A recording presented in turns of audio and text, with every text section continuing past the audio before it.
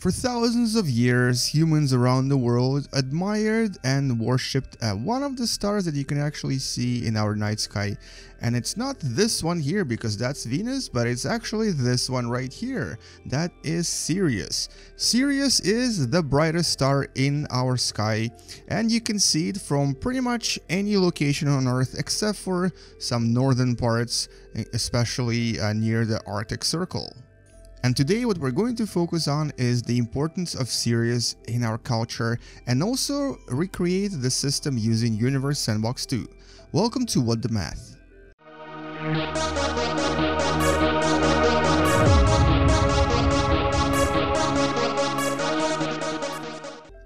And as I leave Western Africa and zoom out from here, fly away from Earth and from our planet, we're going to focus on Sirius, and let's actually come closer to it just to see what it looks like.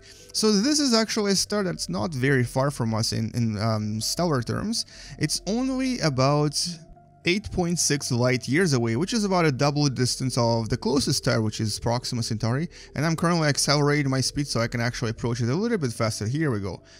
And we're currently moving at almost 1 light year per second. And here, oh, we missed it. Here comes Sirius.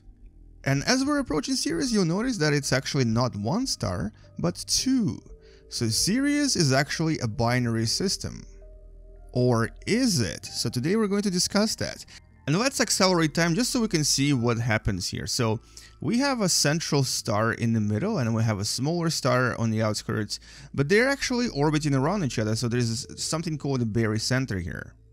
And so right now we're zoomed in on the barycenter, and you can kind of see that they're really just orbiting around each other because both of these stars are relatively close in mass. So this one here is Sirius A, and this is what Sirius A is. So it's a star that's about 2.3 times or 2.4 times more massive than our sun. It's about 9,000 degrees Celsius, and it's considered to be a white main sequence star. And Sirius B is right here. So Sirius B is actually a white dwarf. So this is what our sun will become too one day.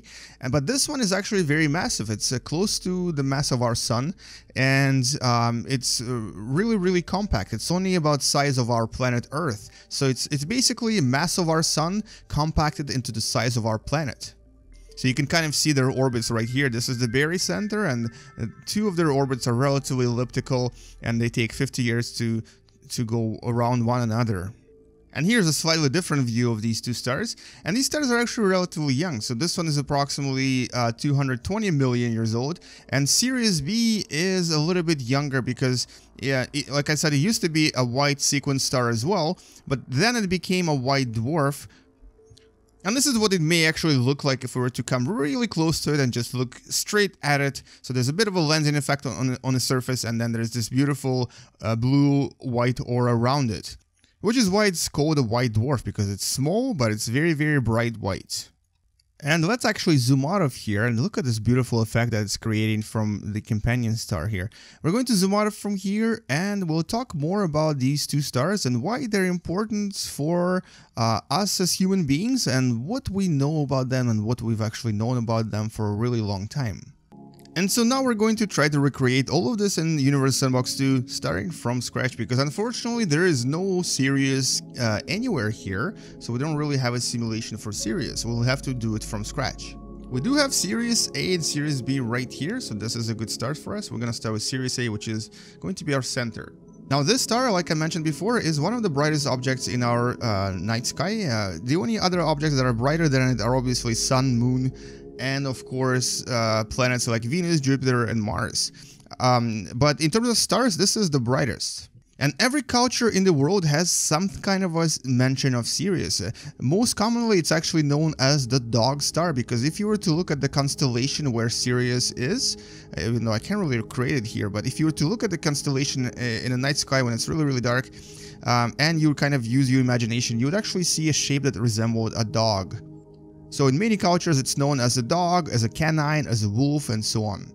In ancient Greece and in ancient Rome, people even thought that somehow Sirius actually causes mental problems in people, and also may cause a weird reaction on dogs. So they actually thought that this particular star causes dogs to behave funny. And in Rome, they even sacrificed dogs just to kind of remove some of the effects and to appease the gods. And the god I'm talking about her name was actually Robigo. She was a goddess, and so the sacrifice to that goddess was supposed to kind of, well, first of all, it was supposed to improve the harvest, but it was also supposed to remove some of the strange effects that the star may have caused on people.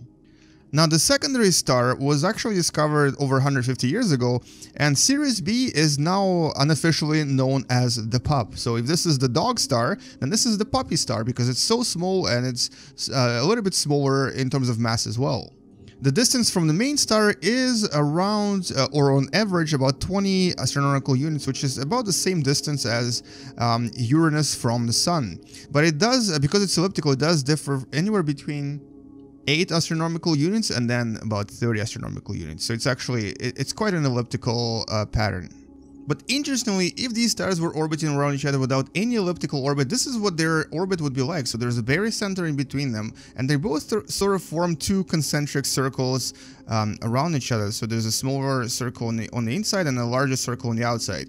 In real life, though, this is actually a little bit more elliptical. Unfortunately, right now in the game, I cannot change the eccentricity here. So we'll have to keep them as 2 circles, even though this is not as realistic as it could be. Now, one orbit takes about 50 years, and so basically this is a 50-year cycle. And before we continue, let's actually talk about a legend that we have on our planet. So this is why we started in Mali in Western Africa, because there's actually a tribe of people called Dogon. Nothing to do with dogs, even though ironically this is also the dog star. But anyway, so the Dogon are people that were originally descendant from ancient Egypt, and they actually traveled to Mali, probably escaping slavery or something. And what these people believe is that a lot of knowledge on our planet and a lot of things we know were actually taught to us by the people from Sirius, and they have a name for these people. And this is what these people might even look like, so they're sort of like fish people. But anyway, so these aliens came to our planet and they brought the knowledge about Sirius A and Sirius B, because they were originally from this star. Now, according to Dogons, we don't just have 2 stars in that system, and this is what they claim is that those aliens that came to our planet, they actually taught them that. They also taught them, so there's actually another star. In other words, this is not a binary system, but this is actually a trinary or triple system. And around that 3rd star, which is actually a brown dwarf according to them, there is a planetary world where these species or these aliens came from. So, is it true? Well, we don't know. Can it be true? Let's find out. Let's actually make a world. We're going to make another 3rd star orbiting around Sirius, and then we're going to try to recreate this so-called world that these aliens called the Nomos came from. So we're going to try to recreate their world, and we're going to also talk about the idea of, well, scientific knowledge, I guess, and also why in some cases it's really important to have critical mind before you can make a conclusion. But interestingly, there is actually at least one scientific paper that claims that maybe there is a 3rd star. We just don't see it because there is a slight perturbation every few years in the orbit of these 2 stars. So very possible it's that there might be something or some kind of a body, massive body at a distance of approximately 6 astronomical units that actually possibly causes these perturbations. Or to be more exact, possibly around 4 astronomical units. And this is what the system might look like if the Dogon legend and that paper that I mentioned are correct. So there might be Sirius C orbiting in perpendicular or 90-degree plane to Sirius A, and it's about 6% of mass of our sun. It is a brown dwarf, so it's not really a star. It just never made it to the star club, and it just never became a star. It just stayed as a very large, very massive gas giant. And we have Sirius B orbiting right there in the distance and Sirius A right here. And because Sirius C does have relatively big mass, it influences Sirius A and causes a little bit of a wobble in its orbit. And so actually in the 70s, someone released a book called The Sirius Mystery, where they talk about this tribe, they talk about their beliefs, and they kind of even try to prove, or I guess suggest that their knowledge might actually have come from the extraterrestrials, and that because their knowledge is so specific and they actually know exactly how the stars orbit, they couldn't have really gotten that knowledge from anywhere else. And on top of that, they even knew the number of satellites of, I believe it was Jupiter. They knew exactly that there are 4 satellites, all of which they claimed were taught to them by the aliens from the Sirius world. So this person did, and his name is Robert Temple, he did suggest that basically it's possible that someone did visit them, and that extraterrestrials from Sirius actually taught them all of this knowledge. But of course, there's quite a lot of controversy and quite a lot of disagreement with this, specifically from people like Carl Sagan, and a lot of other astrophysicists and astronomers don't really think that any of this is real. And mostly because, well, if you really critically think about all of this, a lot of things don't really add up. First of all, Dogon tribes have a very specific celebration every 60 years where they basically celebrate the so-called Sirius year. So like I mentioned before, the number of years that it takes for Sirius B and Sirius A to complete one orbit is about 50 years, but for some unknown reason Dogon tribe celebrates it every 60 years. So there's one inconsistency right there. Why is it 60 and why not 50, even though they seem to claim that it does represent the celebration of 1 year. Now, while I'm talking about all this, let's actually make that planet around Sirius C, just to see if we can create a world that is habitable. We're going to place a random rocky world a few million kilometers, or maybe like somewhere over here around Sirius C, and this world is called Omane. I'm not sure if this is a name we're going to go for, but you know what, why not? And this is a randomly generated name, and let's just add some atmosphere to it so that it becomes an actual world.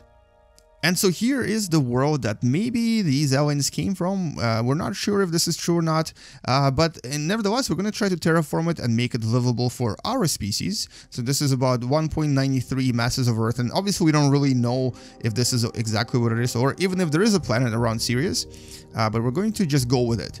We're going to make the temperature, oh, it's already really nice. It's about 24 degrees Celsius, but it keeps going up. So let's see how high it goes, because we have 2 stars here, right? We have Sirius A and Sirius B. Both of these provide relatively big enough heat and warmth for us, and we might even have some really interesting seasons on this particular planet. So let's keep talking about Dogon. So what else do they believe? Well, they also believe that that Saturn is the farthest planet from the sun, and that it actually has rings. So they actually knew about this way before the telescopes, and how they knew about it, we don't really know. But at the same time, they don't really think that there's Uranus or Neptune, so there is a mistake right there as well. And one of the other mistakes that they have is that they're not really even sure which star is Sirius in the sky. So there's actually a disagreement about which specific star they're talking about. So maybe all this 60-year period is some other binary star that is not Sirius. So it's very possible that it's not Sirius at all. So while we're waiting for the star to warm up and become or reach its effective or final temperature, what I also wanted to mention is that, so this is where it's important to start thinking critically. So can all of this be true, or can their knowledge have come from somewhere else? And this is essentially what a lot of scientists have discussed afterwards when this book was released, that maybe, just maybe, all of their knowledge actually came from us. Maybe the scientists and the explorers, and also even missionaries, people that visited Mali to do evangelism and to spread Christianity, maybe just somehow they transfer this knowledge without really realizing to the Dogon, and maybe this is how Dogon learned about all of this stuff, including astronomy, including planets. And a lot of it does kind of make sense because, well, because of all the disagreements and all of the errors that Dogon has, even between themselves, it's very possible that all of this knowledge was actually from us. So maybe we told them about the rings of Saturn, maybe we told them about Sirius, and maybe even we told them about the fact that Sirius is a binary star, which we've known for quite a long time. But nevertheless, I think it's a pretty interesting study to do. It's a pretty interesting topic to research, especially because if one day we do find this this third brown dwarf, which is Sirius C, or right here, if we actually do discover it, then maybe Dogon were right. Maybe there were extraterrestrials visiting our planet, and maybe they've taught us everything. So anyway, so we're gonna go back to our planet, and I'm actually going to rename it. I'm going to name it what the Dogon believe the name is, and I believe it's Yatolo. This is what they call this particular planet. This is where they think these nomos came from and taught us everything. Now, because those aliens are like fish people / possibly lizard people, we're going to make an assumption that this is a very, very hot, very warm world with lots of water on it, because fish and reptiles like water, right? And I'm sorry if you're a fish or a reptile and find this offensive, but it's true. So here we go, more water, and let's see how high the temperature goes. So it's already at 35 degrees Celsius, which is a lot more warm than our planet is, for sure. And this is mostly due to the greenhouse gas effect from the atmosphere, and also because there's actually 2 stars here. And let's actually just look at the temperature graph, how the temperature changes because of the seasons. So every 50 years or so, there would be a very, very large change in seasons, because we would be either closer to the main Sirius A or we would be farther away from it. So if there is a planet in this system, it probably has some really extreme climates. And we're going to accelerate time a little bit just to see how these seasons and cycle change. Let's actually zoom out and see how the motion, or what the motion looks like as well. So this is Sirius C. This is the brown dwarf that is hypothetical in existence. And here is Sirius A and also Sirius B as well. So let's actually accelerate time, and we're going to kind of conclude this here. I just wanted to see if this is possible to create, and as you can see, it is quite possible to create a trinary or triple system with a planet orbiting around the third star. Now, whether Dogon are right or whether they're wrong, we might discover one day if we ever look closer and find new technology to basically investigate Sirius system. But so far we haven't found anything, and so far there's really only one scientific paper that even suggests a possible third star, but it's not even that certain. It's just a speculation, because there are some inconsistencies in the way that Sirius A and Sirius B orbit around each other. Now, what do you guys think? Do you think that Dogon are possibly right? Do you think that maybe there's a third star? And most importantly, do you think they're right if we do discover the third star? So tell me what you think. Post in the comments below. Do you think Dogon are correct? Do you think there's possibly these extraterrestrial nomos that came to visit our planet? Or do you think it's all just a legend? Also, depending on the culture you're from, does your culture have anything specific to say about Sirius? In many cultures, it's known as a dog star. It's even mentioned in the Quran. If you ever read Quran, it's actually known as the leader star. So it's an important part of many cultures.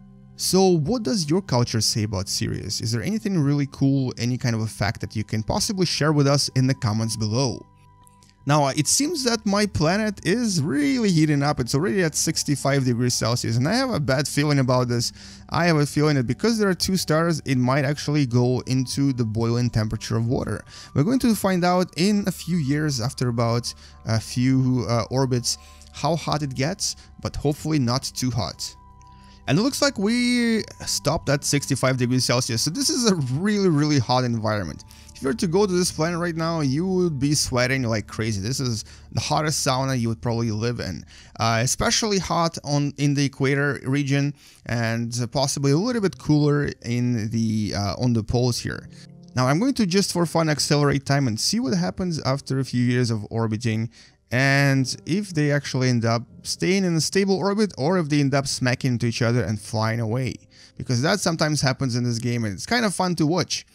And while I'm waiting for them to either smack into each other or cause some kind of destruction, I would like to remind you guys to like this video if you enjoyed watching this, and to subscribe if you still haven't. Also, check out some of the other Universe Sandbox 2 videos that I posted, and also Kerbal Space Program, of course. And if you still haven't heard, Kerbal Space Program very recently won a very prestigious award for the best indie game of the year. So it's a pretty big deal, I think.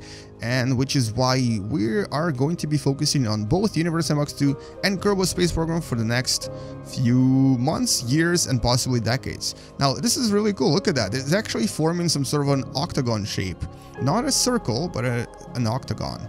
But so far, this is relatively stable. Sirius B seems to have a circle or circular orbit, and Sirius A is doing its own thing, its own shape. And then Sirius C is orbiting around Sirius A.